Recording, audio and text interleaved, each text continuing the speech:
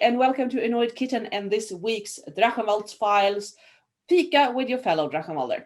And today I am speaking with the lovely Lady Anna de Byxe. Or is it Honorable Lady Anna de Byxe? It's honorable depending on which herald you talk to.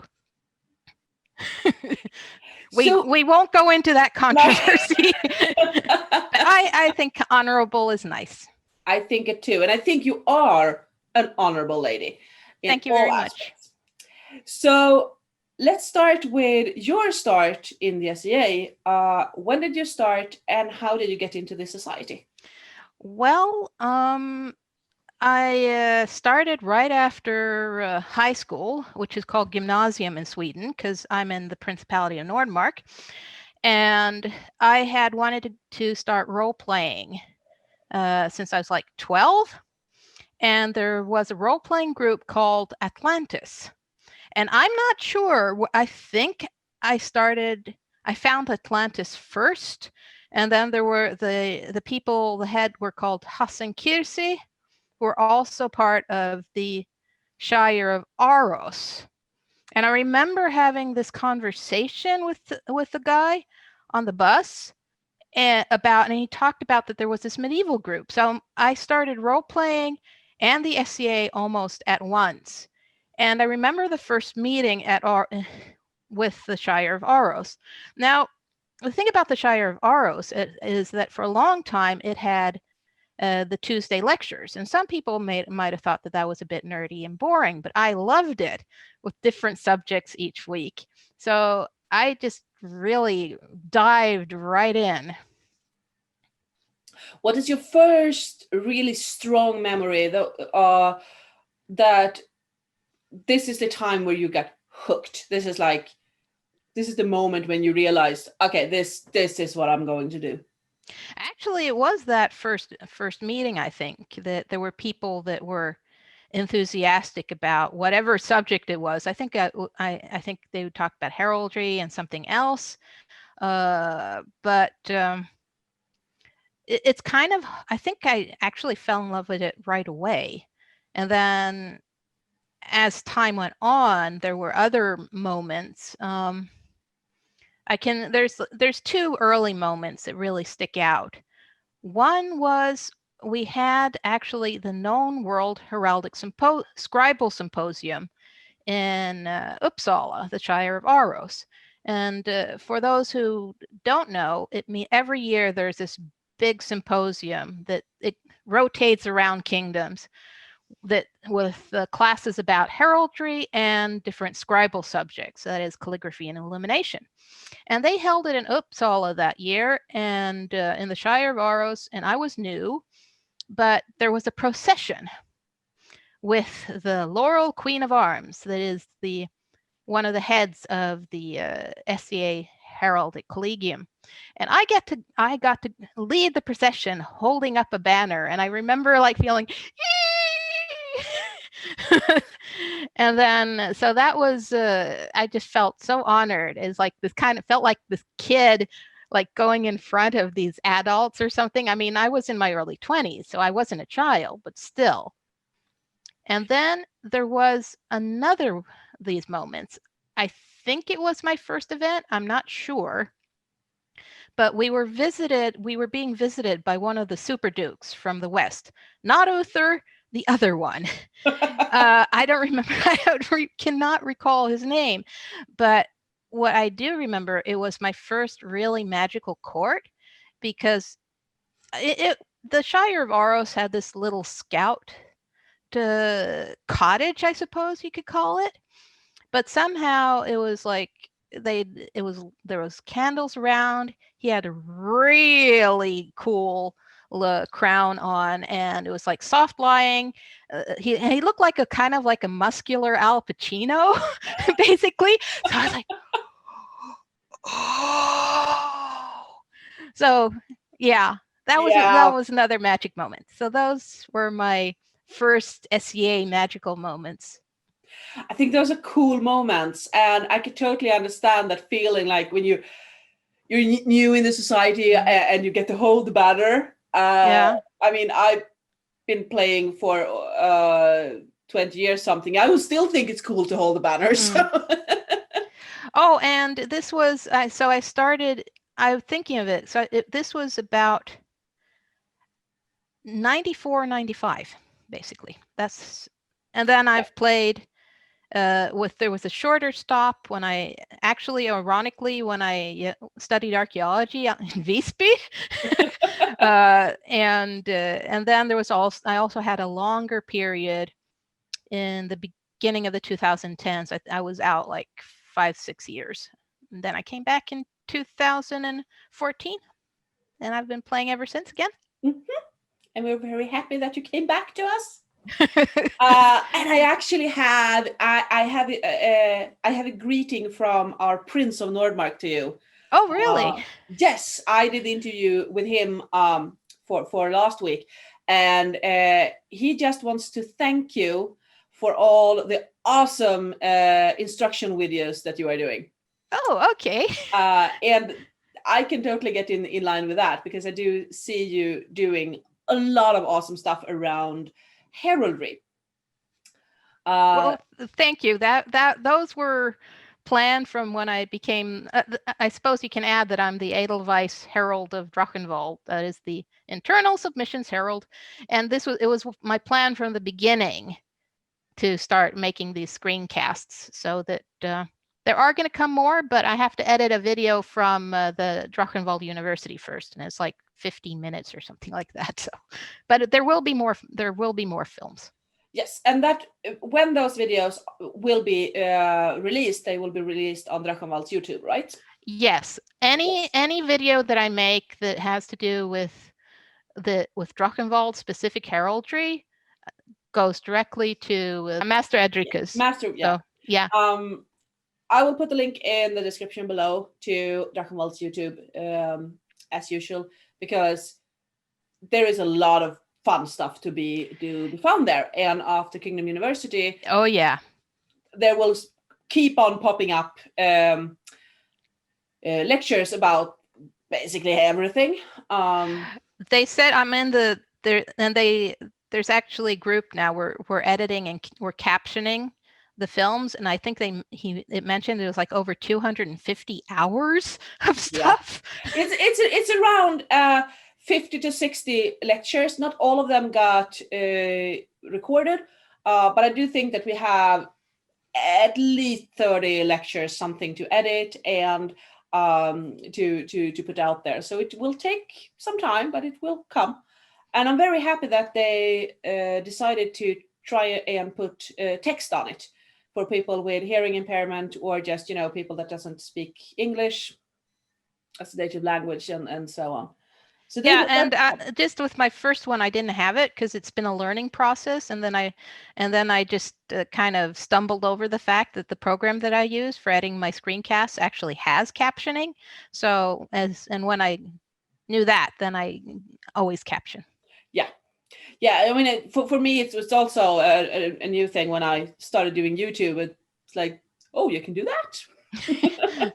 And it's not as hard as you think, at least in English. I'm not sure how well it works with Swedish, but I'm not sure. I mean, I have tried the auto text for some of my videos, and I have gone back and edited, because I did a video about witches. Yeah. And the word Blåkulla, which means blue hill in Swedish, right, translated into blue car and blue. It was hilarious. It was very fun, but it's not correct. Anyhow, we're not going to speak about that. Yeah, sorry. Let's go back to you. Let's go back to you. So I do know that heraldry is the thing that I think that is what you do mostly in the society, at least nowadays, because I didn't start off doing a lot of heraldry. That came late, I'd been in the society for quite a while. Mm-hmm. I mean, the thing is that in the Shire of Aros, we had one of the super heralds, I suppose, Fritjof Skegge, and we had other people that were interested in heraldry, so that it took a long time before I actually started dipping my toes, because there were other people that were good, and there's so many other things to do. But then I kind of slipped into it. So because I do know that you do heraldry. I mean, I see you do a lot of heraldry right now, as we were speaking about the videos and so on. I also know that you do illumination and calligraphy. Well, yeah. Sometimes I do it in irregular intervals, but yeah, that's one of the things that I've been doing. I think that is a fun thing about our society, that we have a lot of stuff. It's like a smorgasbord of things that we can do, and you can decide like, right now I feel like doing some calligraphy, and now I feel like doing heraldry. So, what more have you done from this smorgasbord during all your years in the society? Oh God. I don't know if you've seen my website, Anna's Craftslinks page. I started it like in 1996 because I started in the SEA, and this was also in the childhood of the interwebs. And there wasn't any collected website about crafts. So I just started filling in links. So I basically tried almost any I've tried like I don't know how many different crafts. I'm a trier. Mm. So that I've done, well, I was known for shoemaking for a long time. I was like one of the few people that made medieval shoes. And then so I've tried most of textile arts. So I suppose I'm a bit of what is called a jack of all trades, though a Jill of all trades would be more appropriate for women. I like crafting in wood. I went to this thing called, there was a special course that's called MNT. Translated Man, Nature, Technology. That was basically a term of experimental archaeology. And we got to do everything from tanning leather to blacksmithing to napping flint. I mean, Cool. so I've tried a lot of different things. Mm-hmm. I'm gonna put a link down here for your website so people can actually see that. Oh yeah, though I have to warn people that I can't edit it anymore because of the code is so old. So I've tried so that there are links that still work, but I can't guarantee it. I have thought of trying to figure out ways, but the fact is that one of the reasons that I stopped doing it is that Google, it was part of fact it became just too unwieldy, but then it lost a little bit of its function with Google, and it became so much easier finding things. So you're welcome to take a look and be nostalgic. I think I redesigned it like 15 years ago. So it's not the first design, but still. But it's fun with those things that you find the old stuff of, like, I mean, you started in 96. That's yeah, 25 plus years ago. We have members that wasn't even born then. So well, I mean, I still get it happens like every other year that I get this has happened like 3 or 4 times now that I get an email from some class in the United States saying that, oh, this is such a nice website. Sally really liked it, and here's a link. Could you put it in here so Sally will become happy? And I was like, I can't edit it anymore. Sorry. oh, but it's a good website, and I mean, this is the thing when we were speaking about people that started during the 90s, and even the very very early 21st century. The thing is, we didn't have internet like we have today. It wasn't as big. We didn't have, I mean, yeah, Wikipedia, I don't know when Wikipedia started, but when it started, it wasn't a reliable source. Nowadays, you can actually go to a Wikipedia page, as long as you look at the sources they have listed, and see if this might actually be sort of reliable, at least. Maybe not something you can build a PhD of, but for us normal peasants. I don't know what your library situation was, but I was very lucky that I started in Uppsala because I come from a very academic background.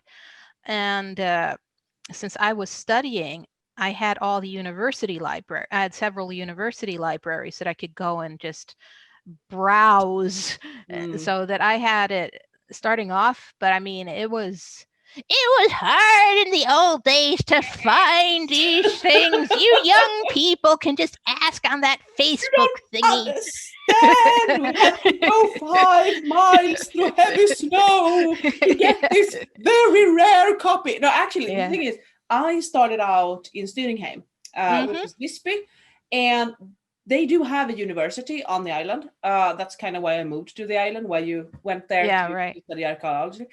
They don't have that great of a library, though. They do have a library, but it didn't have all those. I mean, compared to Uppsala, that is a university city that has been a university. It's one of the Europe's oldest universities.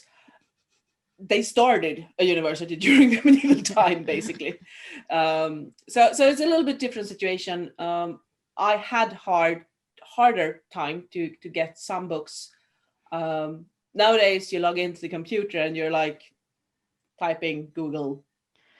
And getting going and into Pinterest, and then seeing, I mean, all the stuff that the museums have put out. Okay, you have to be careful with Pinterest. Check the source, but I mean, it's like I was just checking now. I mean, I've had a bit of my inspiration for new outfits have been kind of low, but I think I found something for my next project finally that I'll go through with. Ooh.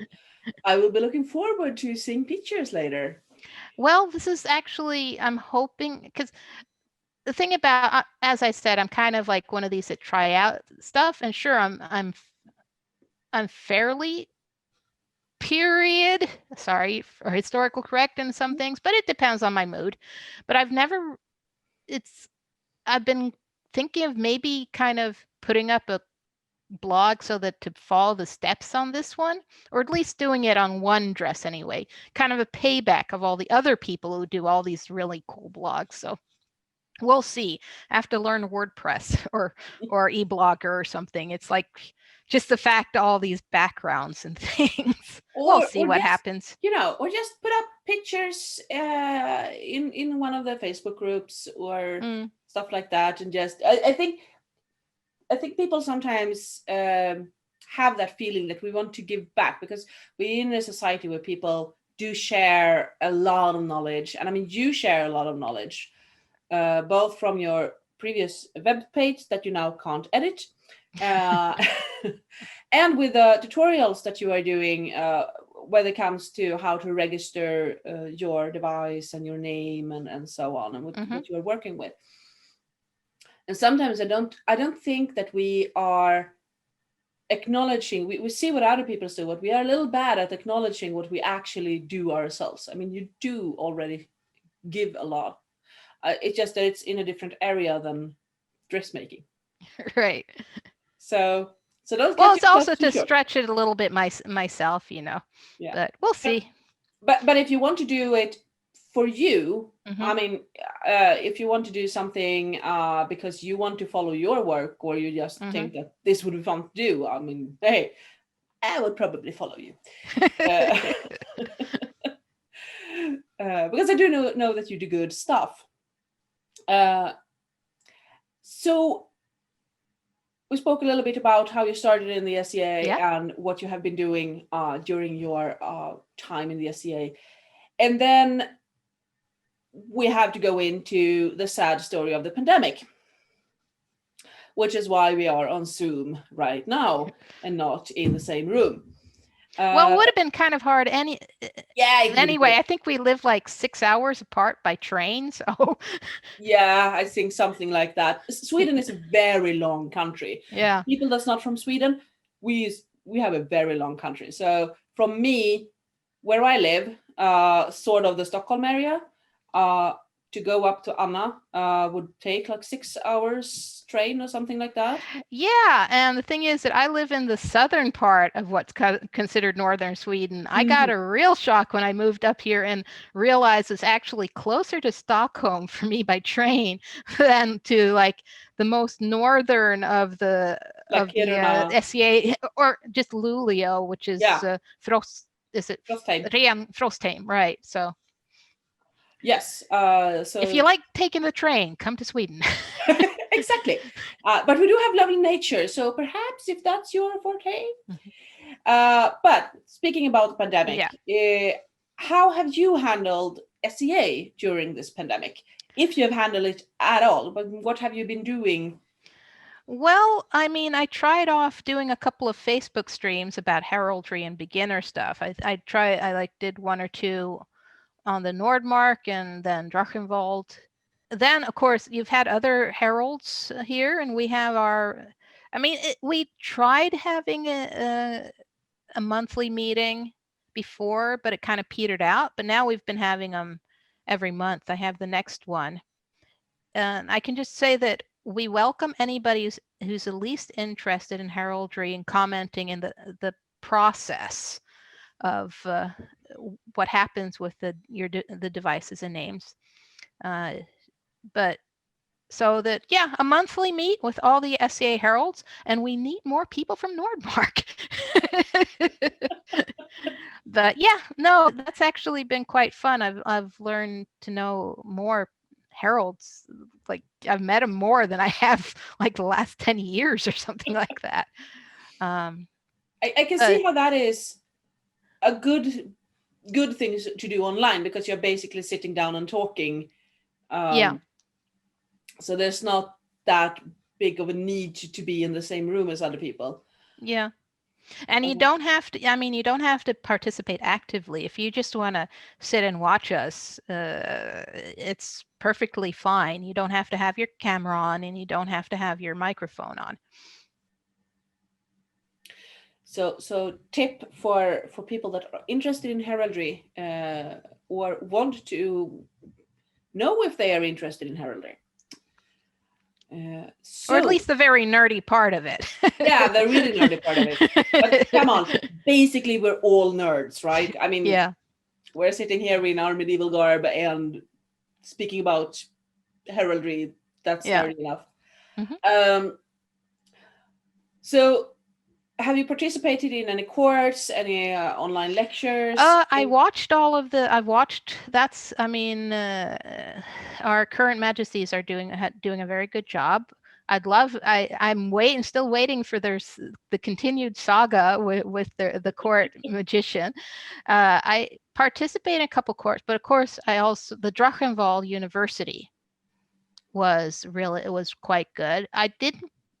I held a class myself, and then I participated in a couple of classes. Unfortunately, I worked on the Saturday, so I couldn't watch as many as I wanted to. But yeah, that part, and we started thinking about maybe we can have some kind of Drachenwald's Herald Symposium or something like that. Mm-hmm. Yeah, because this is the thing about that might actually be good with this medium, is because some types of events, we as a kingdom are just too small. So certain types of some more subjects and specific symposiums just don't really work because of you can't travel. But with this type, if we can do it online, then all of a sudden we can have things that other kingdoms can have, but we haven't been able to. Mm-hmm. I agree. I mean, we've touched on the subject in previous interviews about how we all I think we all miss our real life events and what that is giving us. But the online events can also bring people closer in a way for those that it works with online events for.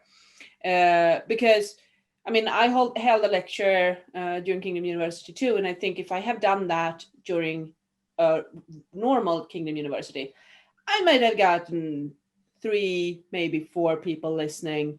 It's a little obscure subject of Scandinavian folklore. Now I had 40 people, and they came from all over the world. Wow! I had people sitting down in Australia listening to me speaking about folklore here up in Sweden. And that is really cool, because then you can find other people that know other stuff that can help you forward in your arts and science. Yeah. Definitely. That's where I got the inspiration for the latest project that I'm thinking of. So I watched a symposium about Norman dress during the 11th, 12th century, which, to be honest, we're at least up here, sometimes the people are a bit narrow in the personas that they choose. So that there's just some periods you just don't see. And I mean, the Normans, I mean, you think of it, okay, they invaded England. And then there was maybe some kings, the Plantagenets, maybe, but you don't really know very much more, possibly Sicily. So I'm learning a bit more about the Normans now. Cool. I never thought about it, but when you say it, yeah, it's we have the Vikings, and we have, well, first of all, we have the Romans in especially the warmer part of SCA, and then we have the Vikings, and then it's kind of a jump. I mean, we have people doing those periods, but they're not the most common. It's the thing is that there's always trends, right? So that people see, oh, that person has a really cool outfit. So especially with smaller groups. And I mean, I remember coming in and then there was this Highlander trend and everybody had great kilts. And then there was the Landsknecht trend. And now there was a long time with a 14th century trend. And now there's a 15th century trend. But that always means that, but just so that I think I think it's really great because then people can learn from each other. But what we should tell the new people is that you don't have to be 14th century or 15th century just because the people that you've met had that. That because it's also the fact that you want to have a connection, right? So you go back to your roots. And then up here in Nordmark, at least, there are certain periods that are more prominent than others. So that you might not think that you can have be Italian Renaissance. I mean, you're from Sweden. Why would you? But I mean, Italian Renaissance had really cool clothes. Really cool. I remember I was talking to one new person who she was thinking of a Viking name, and because her friends had that. And then I started talking to her, and then it came out that she had a Polish background. And then I started like telling, well, have you thought about maybe looking into that? Because there was this really big kingdom, and that was Lithuania and Poland and the Ukraine. That might be cool. And she said, I hadn't thought of that. So. And that is cool. And I think that, like you said, it's sometimes especially if you start as a group, or you come into a specific group because you already know those people, you tend to kind of like, adapt to their period, sort of. Right. I think that is a very human way. I mean, we have in the SCA all the years I have been, I can see that we have fashions. Like you say, we change periods because we get inspired by other people, and we think like, oh, that's awesome, that's cool. And I also think that we want to fit in. So then of course we have these people that kind of like, I'm gonna do what nobody else does. Hello, Skorpan. Come, kitten. Oh, the cat. Yeah, no, he went. Oh well. Oh well. I'm allergic to furry animals, so this is, but I get to see lots of different pets without getting allergic reactions when we do it like this. I'm just gonna go and get him. He's being annoying. Okay. Ja, jag hör dig. Kom. Translation. She is saying, I can hear you. Blöt du är, kattrumpa. Oh, how wet you are, little how wet cat. you are. And now I'm wet and muddy. Oh dear. Thank you, kitty. Well, at least you don't have your court outfit on, so. No, I kind of choose this because I do know that I will probably have a wet cat at some point. This is kind of my kitchen dress. Well, those kind of things is good. I was at the 50th anniversary It's like 2015 or something, and it was so hot, but I had a smock kind of like that, and I remembered that in Russia before is basically if you had a belt on, they had the women out in the fields, they'd only have a linen smock and a headdress, and if you had a belt on, then you were dressed, but if you took the belt off, then you were naked. So I went around in a shift with just my shift, my hat, and my belt with my things on, so I was dressed and much cooler. And me looking into more Russian persona, this is great news. Because I tend to get very easily hot. And in the SCA, it feels a little bit like I'm walking around in my underwear when I'm just walking around in well, I mean, just make sure it's a little bit thicker linen. I have a shift that's with a little thicker hand woven linen that I got from Eastern Europe or something like that. So it's not see-through. You don't want to have something like this. No, I would not run around in my very, very thin linen garb, no. But this one is thicker. This is made to be an outer garment, even if I did it in linen. That's why I call it a kitchen dress. Mm-hmm. So yeah, but we keep on gliding away from you. Sorry, yeah. So we were talking about what you're doing during the pandemic. Mm-hmm. The heraldry. I've told you everything, I think. Yeah, I think you told us the heraldry meetings and participating in classes and also holding classes. Mm-hmm. What do you think that we will take with us from this period when it is over, when we sort of go back to normal? Well, apart from the fact, I think we will be able to meet more, like over the group lines through the whole kingdom. Being able to use video meetings like this will be a good thing. And as I said, maybe being able to hold events that have like narrower subjects that we wouldn't have enough people to participate in.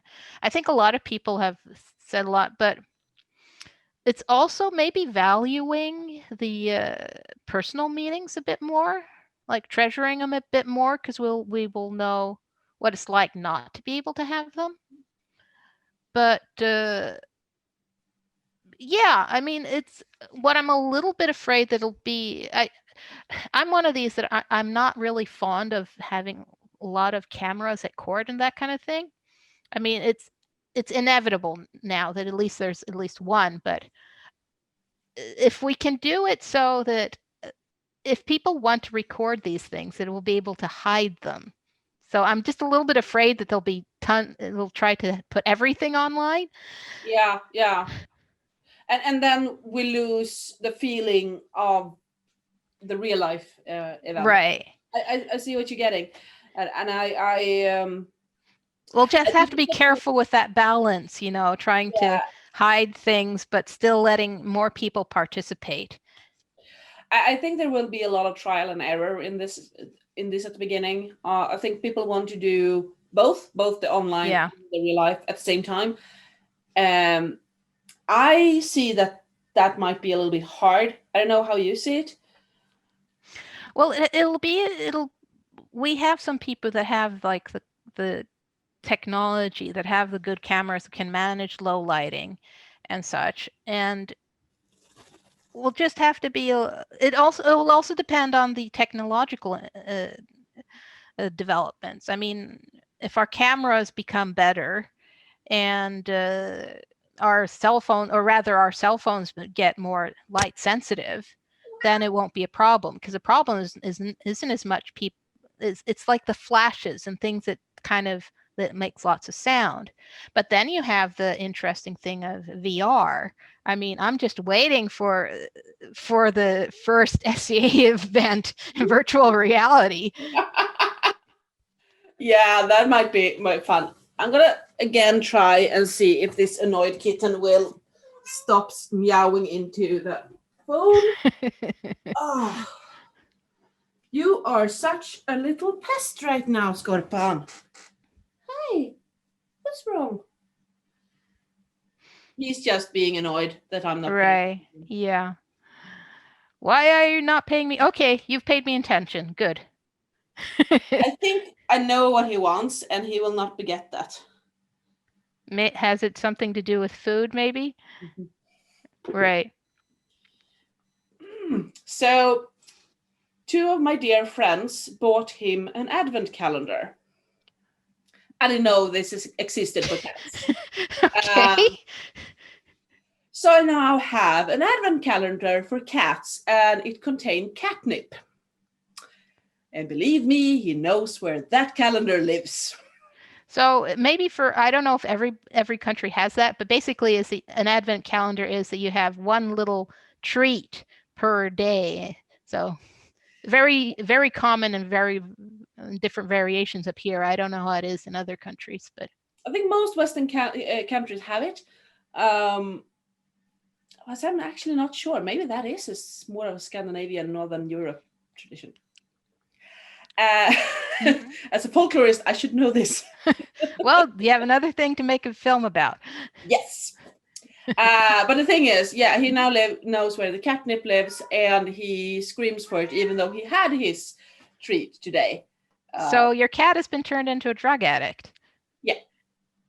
Oh, great.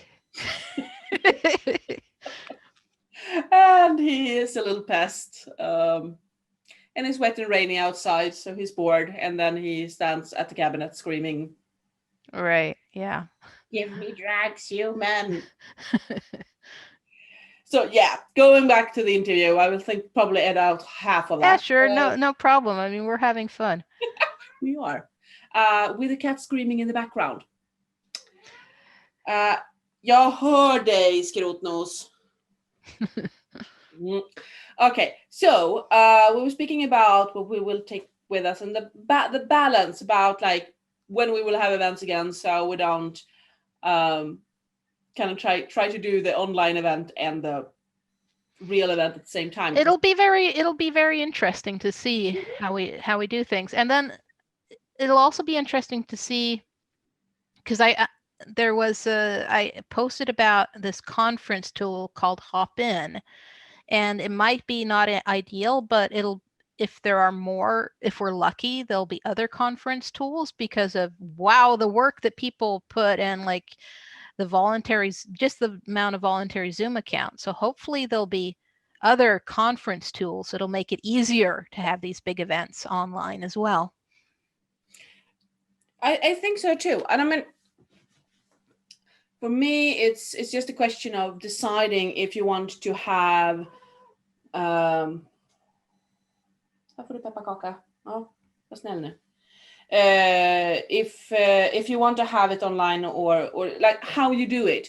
And I think you can do part of online and part in real life as long as you just communicate around it and like decide which part will be what. Yeah, well, I mean, just the fact that we haven't been able to have a Nordmark event for quite some time. So that maybe there's the possibility of having a Nordmark event with the classes in Swedish again. Yeah. Because we'll have it this way. I mean, so that would be great.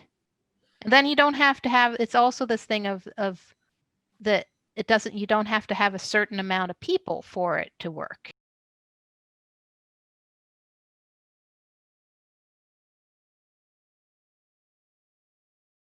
I think it would make it easier for more people to attend the classes, spreading the knowledge.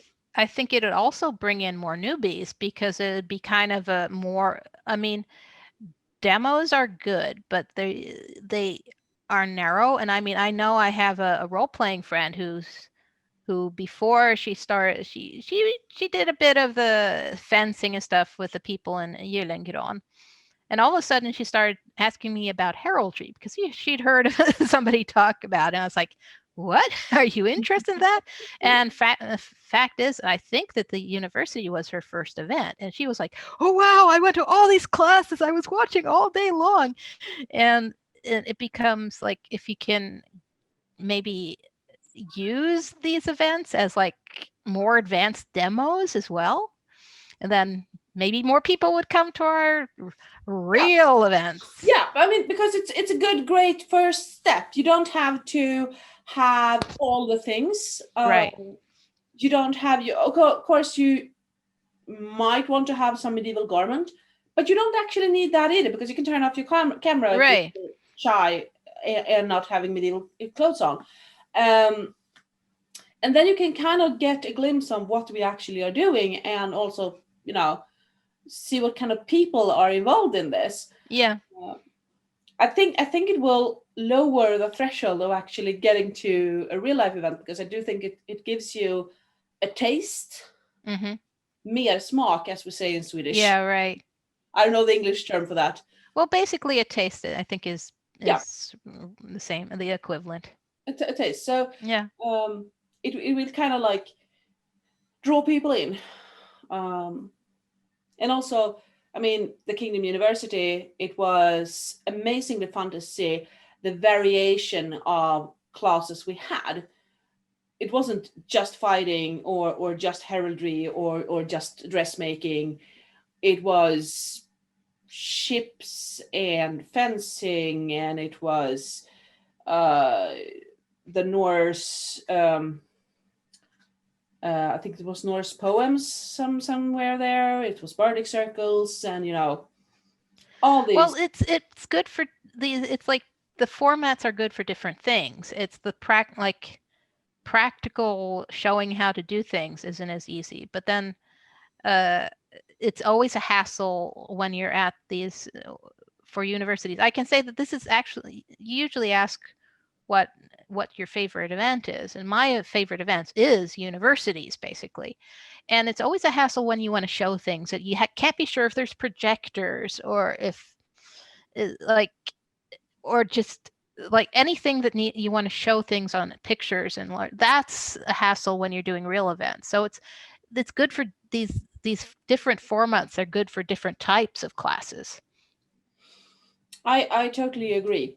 And yes, I'm not sticking to my normal questions here. I realize that, but no problem. It's just means that we got a flow going. Yeah, we have a flow. Let's just have a fun conversation here with the cat interrupting.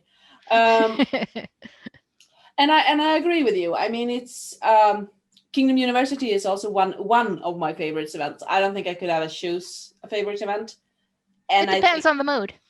It depends on the mood. So for me, I do think that the Kingdom University having that a part of it online is a very good idea, because like you said, it draws people in. It shows the variety of our society. Well, I have the problem of not having a car, and unfortunately and with the rules of Swedish train travel, I mean, now you're only allowed to have 2 fully packed bags with you, so that has narrowed the amount of these camping events that I can go to. And then but I love going to events around Europe where I can combine with visiting another city.